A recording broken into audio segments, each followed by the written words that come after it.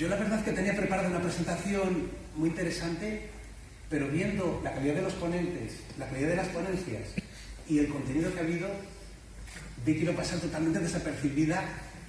Y yo que he estado en muchas ponencias en un lado y en otro de la mesa, pues yo quiero que al menos os quedéis con un pequeño recuerdo de lo que os voy a contar. Y para eso he decidido en la presentación hablar de personas de las que no nos gusta hablar al principio, y al final la solución la voy a dar en un formato muy pocas veces visto. Y Joseph Stalin fue responsable de 66 millones de muertes en los 24 años que dirigió la Unión Soviética. Adolf Hitler fue responsable de 66 millones de muertes también en los 11 años que dirigió Alemania. Cuando estaban en plena forma, eso da una media de 8 millones de muertes al año, que es exactamente las muertes que dice la Organización Mundial de la Salud que se ven en el mundo a la mala calidad del aire que respiramos.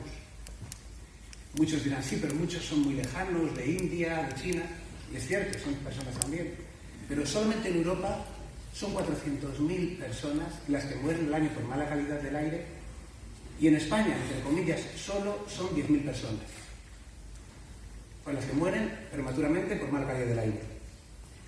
Y allá sí hay que sumar que hay 200 personas que mueren por lo que se ha hablado antes, por la pobreza energética, por respirar ese monóxido de carbono que emiten esos malos calentadores que podemos tener, malas estufas en nuestro hogar. 10.000 personas en España, para que nos hagamos una idea, es 10 veces más de los que mueren por tráfico. Pero bueno, las muertes pueden decir que todos vamos a morir, son estadísticas, pero esas muertes han estado precedidas por enfermedades pulmonares, cardiovasculares, incluso por cáncer. Y también por malestar en nuestras mucosas, sequedad, irritación y también falta de confort, malestar general, falta de concentración, que también se ha hablado. Y sucede que el 90% de las personas ya en el mundo viven en lugares que ya los números de salud y están por encima de lo recomendado. Y bien es cierto que se habla en general de calidad del aire, pero es que el 80% de nuestro tiempo, que ya va hacia el 90% por el tema de nuestros cambios de costumbres, son en espacios cerrados como edificios, en los cuales la calidad del aire es peor que la exterior. Por los edificios, nuestra calidad es peor que la exterior. Es como si el día que llueve en nuestro edificio lloviese más y el día que hace frío en nuestro edificio hiciese más frío, curiosamente. ¿Cuál es el origen del problema? Bajo el punto de vista, el origen del problema es eso, un punto de vista. Estos son los edificios como los vemos las personas que nos dedicamos a edificios.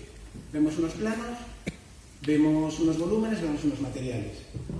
Pero estos son los edificios desde el punto de vista de las personas.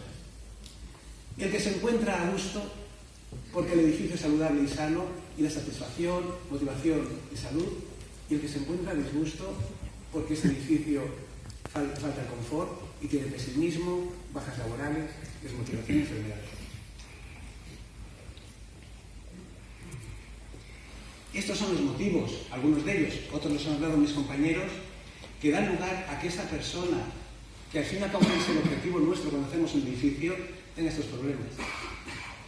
La buena noticia y la mala a la vez, que todos estos problemas técnicamente son solucionables. Y visto cuáles son los problemas que los conocemos muy bien y que los podemos solucionar, ¿quién se está preocupando de que esto se solucione?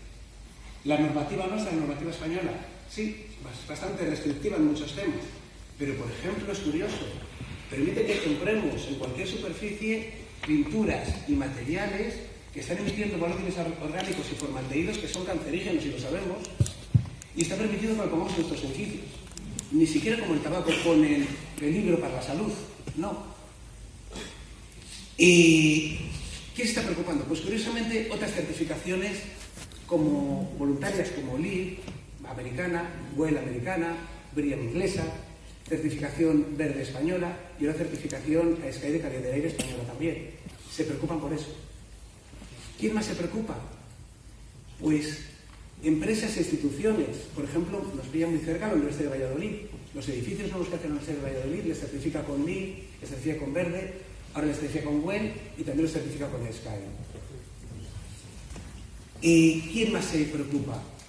Pues los que estamos aquí, que estamos aquí preocupados por ese motivo. Sabemos que hay un problema, queremos buscar la solución, queremos ver cómo hacerlo y estoy seguro de que luego en las soluciones vamos a ver cómo lo podemos conseguir. Gracias.